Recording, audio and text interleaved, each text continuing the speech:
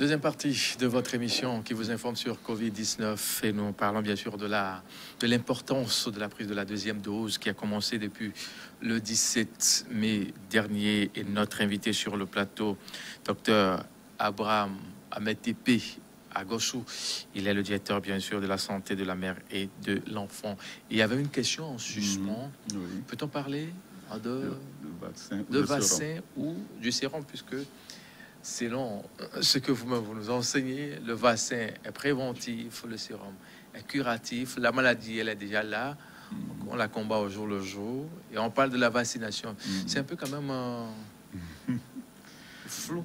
Oui, ça peut paraître flou, mais c'est quand même assez simple. Le sérum, comme vous venez de le dire, est souvent curatif, donc est administré à un malade ou quelqu'un qui est déjà en contact avec le germe de la maladie. On administre donc le sérum, comme le sérum lorsqu'on est mordu par un chien, etc. Mais ici, c'est le vaccin parce que la maladie est dans la population, mais le vaccin est administré aux personnes qui ne sont pas encore malades. C'est vrai qu'ailleurs, on serait tenté de dire, bon, on va faire le test pour voir si la personne n'est pas en contact avec le germe avant de lui administrer le vaccin. Mais non, je pense que ce n'est pas nécessaire de faire ce test, mais le vaccin est un vaccin parce qu'il est administré aux personnes bien portantes et donc a pour rôle d'éviter. Bon, ici, c'est vrai que le vaccin à l'origine aussi, on a dit, ça permet d'éviter la forme grave. Ça n'empêche pas que le germe rentre, mais le germe va rentrer, mais le germe ne pourra pas produire la forme grave. Mais lorsque la personne est déjà malade en réalité, on ne peut plus aller lui faire le vaccin. Donc, c'est ça la différence. Alors que le sérum aurait pu être même administré à quelqu'un qui est malade pour aider l'organisme à lutter contre la maladie. Mais ici, le vaccin est donc administré à titre préventif pour éviter donc certaines formes de la maladie. Et ce n'est pas le seul vaccin qui n'empêche pas la contamination. Nous avons le vaccin contre la tuberculose lorsqu'on le fait aux enfants. Ça n'empêche pas la contamination, mais c'est que ça fait que même si l'enfant est contaminé, il ne va pas faire la maladie qui est la tuberculose. Donc c'est le même principe également ici aussi. Un vaccin qui rentre dans l'organisme et renforce le système immunitaire de l'organisme, prépare l'organisme à lutter contre les germes lorsqu'il va rentrer dans cet organisme-là. Alors, ce qui fait réagir les gens, c'est le fait que la maladie, elle est déjà là. On la vit.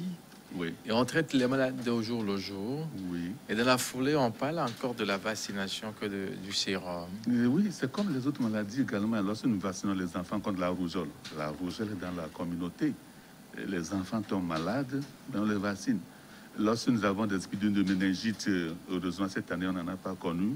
Et lorsqu'on a l'épidémie de méningite dans une communauté, il y a des malades qui font la méningite, mais on vaccine donc ceux qui n'ont pas encore contaminés pour que lorsqu'ils vont rencontrer les germes ne puissent plus causer de dégâts dans leur organisme.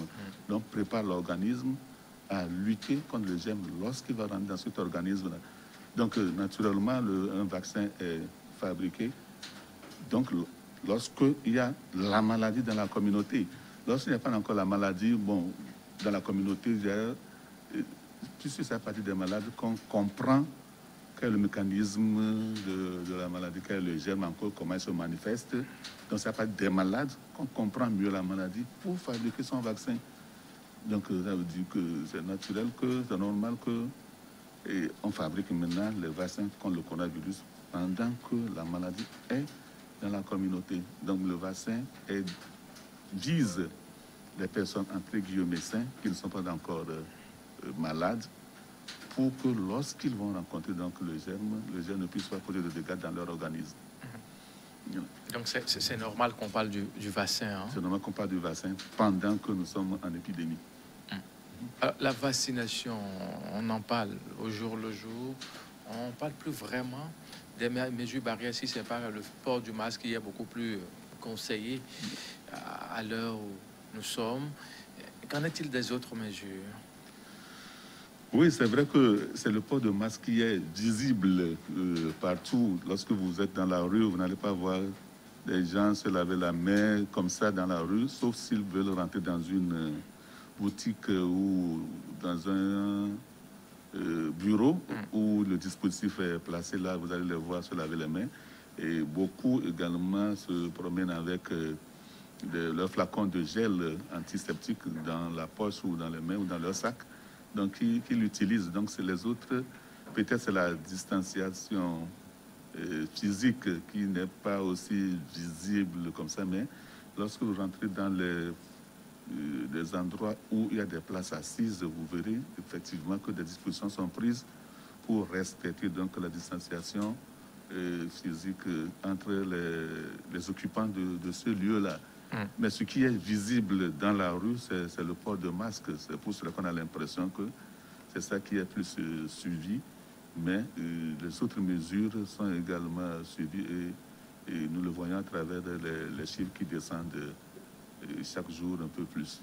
Et quand on sait que les chiffres ont vraiment baissé, les lieux de culte et autres demeurent, certains en fait, demeurent toujours fermés. On voit ça un peu partout. Est-ce qu'il n'est pas temps quand même, quand on suit un peu aussi la courbe épidémique, que j'ai essayé d'analyser ça aujourd'hui, il y a comparativement à celle du mois d'avril et autres, il n'y a pas vraiment de quoi s'inquiéter visiblement. Oui, c'est vrai que, mais c'est la prudence. La prudence est de mise, surtout que nous commençons par nous habituer donc à ces mesures-là. Et je crois qu'il ne faut pas se précipiter pour les suspendre de peur d'avoir d'autres flambées. Et de toute façon, le comité scientifique est à pied d'œuvre pour étudier vraiment quand est-ce qu'on peut dire que c'est le bon moment pour soulager encore des mesures. Et les églises, je crois que c'est une bonne chose. Les églises qui sont ouvertes ou les lieux de culte ou de prière qui sont ouverts actuellement. Et on constate que le lavage des mains ou l'utilisation de gel est vraiment systématique quand vous rentrez dans ces lieux-là. Des dispositions sont prises pour que les chaises ne se touchent pas, respecter ces distanciations. Bien sûr, c'est sur les bancs. Il y a des croix qui sont marquées pour respecter la distanciation physique. Je crois que c'est une bonne chose. On peut s'en féliciter parce que ces mesures commencent par rentrer dans l'habitude de tout le monde. Je crois qu'on y pense, on allégera les mesures au moment où on les jugera nécessaire de les alléger. Parce que si jamais on se précipitait et qu'on a encore une autre flambée pour reprendre ces habitudes-là, c'est pas aussi facile. Donc je crois que c'est toujours mieux d'être patient, de voir un bon moment pour ouvrir et pour de bon. Alors, il y a une autre question qui dit ce qui suit, vaccination, oui, prise de la deuxième dose aussi, oui. Mais pourquoi encore les tests quand vous voulez voyager, par exemple, à l'aéroport international Gnassingbé Eyadema, à l'arrivée comme au départ, il faut toujours faire les tests. Finalement, on a comme l'impression que, bon, voilà. Oui, vous savez, peut-être je me trompe, je ne connais pas encore de pays qui ait dit que le test n'est plus nécessaire parce que nous avons... Bon, et puis là, je viens de donner les chiffres aussi. Nous sommes qu'à 67 000 sur les 270 000 qui ont pris la première dose. C'est vrai, ça fait depuis le 6, ça fait 3 jours aujourd'hui, et pas les chiffres les plus récents. Mais je pense que c'est encore bien prudent comme ça, parce que les fabricants du vaccin nous avaient dit que le vaccin protège contre les formes graves et qu'il n'empêche pas d'être contaminé ou de transmettre. C'est vrai aussi que des études dans les pays qui ont vacciné beaucoup ou une forte proportion de leur population, on parle des États-Unis qui tournent autour de 50-53%. Voilà. Israël à 60 quelques pourcents. Le virus ne circulait plus comme ça. On a constaté que les gens, à partir de 7 ans, ne contaminaient plus.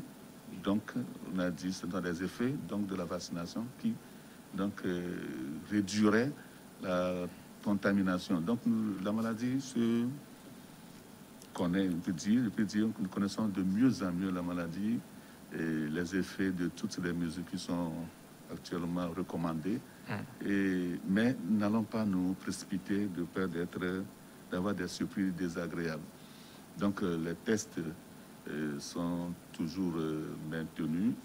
Ça rassure tout le monde parce que quand vous montez dans des avions, maintenant, ce n'est plus, il n'y a pas de distanciation physique. Hein. Tous les sièges sont occupés. Oui. Voilà, donc je crois que c'est une mesure de plus.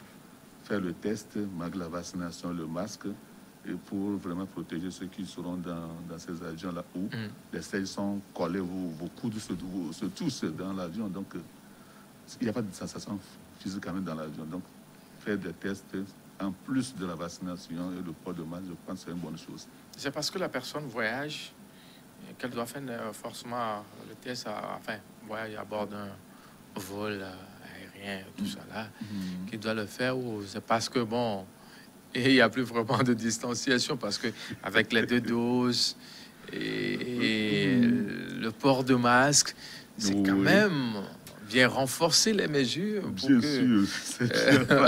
on évite encore les cotons-tiges dans les narines, un peu raclé dans la gorge, qui fait des fois pleurer là. Et on n'a pas le choix parce que les contraintes peut-être professionnelles ou notre personnel l'obligent. Malheureusement, c'est vrai, c'est des contraintes, mais je pense que ce n'est pas mal de les maintenir quand même pour un temps, où on aura peut-être une forte proportion de la population qui ait pris les 2 doses. Ça nous rassurerait plus, mais là, nous sommes encore loin. Et les résultats du Togo, le Togo fait partie des pays qui ont un bon taux de personnes vaccinées. Hein. Ça veut dire, alors que quand le voyage, là, c'est pas seulement les Togolais qui sont dedans. Oui. Donc, il vaut mieux vraiment prendre des dispositions pour protéger tout le monde. Et c'est pas facile cette affaire-là. Hein? Ah oui. C'est pas facile. Je me suis fait gratter un peu là. Et ça le fait écouler les larmes. Et puis, bon, certains pays s'entendent, mais vous le faites au départ, vous le faites à l'arrivée, vous le faites plus. Bon, c'est pas facile, mais... Et qu'en est-il, bien sûr, de l'OAS, l'Organisation ouest-africaine de la santé, qui normalement coordonne tout ce qui se passe en matière de la santé dans la sous-région. On n'entend plus vraiment, surtout quand on parle maintenant de l'ouverture des frontières terrestres. On n'entend plus vraiment quelque chose de concret, de réunion en réunion, de proposition en proposition.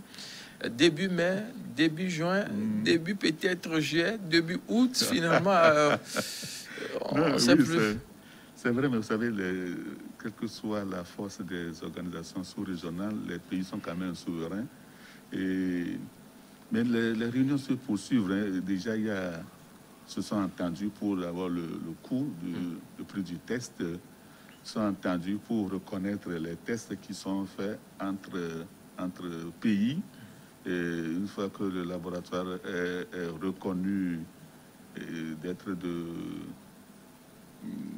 d'avoir une certaine qualité par rapport à ses prestations, en tout cas, c'est des efforts quand même qui sont faits par rapport à ça. Et ils se retrouvent également pour partager les bonnes expériences, comment tel ou tel pays a fait pour vacciner, par exemple, pour maîtriser l'épidémie. Donc, ces bonnes expériences-là se partagent. Je crois que ça justifie également le rôle que joue l'organisation sous-régionale. Alors, comme vous l'avez su le notifier, 67 000 et quelques sur la 240 quelques de vaccinés, 270 de vaccinés au premier tour. Est-ce possible qu'on puisse atteindre les chiffres là? Si oui, l'immunité collective, qu'en est-il à ce niveau? Parce que selon les statistiques,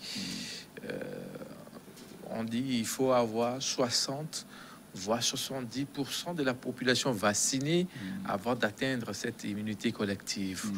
Aujourd'hui, Aujourd'hui, on en est loin, bien sûr, nous sommes conscients. Et d'abord, que tout le monde, les 270 000, prennent leur 2e dose, c'est un fait. Maintenant, si nous avons les 270 000 concernant la population du Togo, 270 000 sur près de au moins 7 millions, c'est loin de des 70%. Et c'est pour cela, d'ailleurs, quand je disais qu'on a commencé la vaccination dans les universités, c'est de 20 ans et plus. Donc, tant qu'on ne descend pas la barre au moins de 20 ans et au-delà, on serait loin de cette immunité collective. D'ailleurs, c'est pour ce qui même amène certains pays à descendre jusqu'à 12 ans pour prendre parce que nous savons que la forte proportion de la jeunesse au sein d'une population. Donc, si cette jeunesse-là n'est pas vaccinée, on serait vraiment loin de 70% de vaccins de la population. Et donc, les pays descendent vraiment jusqu'à 12 ans. Mais au Togo, on est quand même au moins 20 ans et au-delà. Et c'est sûr que lorsque cette tranche serait couverte, on verra, en fonction de la disponibilité des vaccins, descendre en dessous de 20 ans pour couvrir, pour approcher les 60% de personnes vaccinées. OK. Donc, peu à peu, on y arrivera. Bien sûr, peu à peu, on y arrive, mais sûrement, lentement, mais sûrement. Je crois qu'on y arrive. Et avoir les vaccins qui arrivent, Pfizer est là, bientôt on va commencer par l'administrer. On attend Johnson & Johnson également. Donc, plus nous aurons de vaccins, plus la population couverte va augmenter. Parfait. On va conclure, puisque c'est déjà la fin. Oui, je voulais dire que c'est vrai, la deuxième dose est en train d'avancer.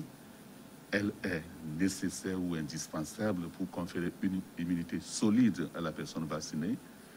Et malgré cette deuxième dose, nous devons maintenir des mesures barrières pour garder la bonne régression de l'épidémie que nous connaissons au Togo.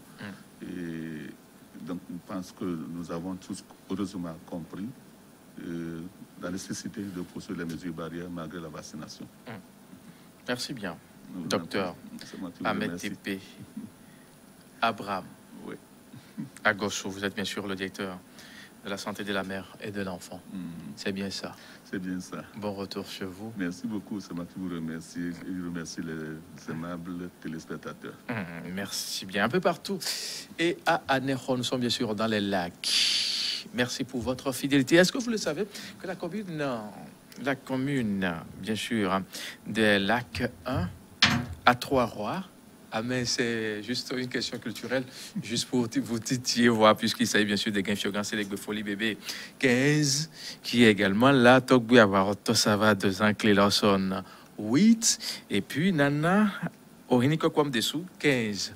Voilà, c'est juste une question culturelle. On ne voit pas un fidèle téléspectateur, fidèle à cette émission. Maxime Minassé qui nous a aidé à avoir beaucoup plus d'idées par rapport à ce règne qui est dans la commune de Lac 1. Merci pour votre fidélité. À très vite.